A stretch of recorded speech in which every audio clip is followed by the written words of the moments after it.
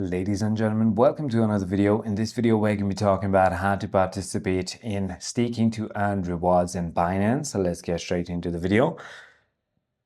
The first thing you are required to do is complete the identity verification. And you should also hold the required cryptocurrency in your wallet. The primary way to stake is through the Binance Earn portal, which is something like this right over here, which offers several distinct methods depending on your goals for liquidity and return. You can use the simple earn tool where you commit your funds for a fixed duration, like 30 days, 60 days, or 90 days. This typically offers the highest APR.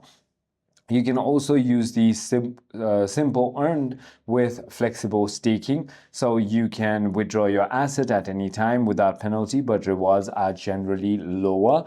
And you can also simply go ahead and use ETH staking, stake Ethereum to receive WBETH or Wrapped Beacon ETH, which represents your staked ETH plus rewards. This allows you to maintain liquidity and use the tokens everywhere while still earning. You can also do soul staking, similar to ETH.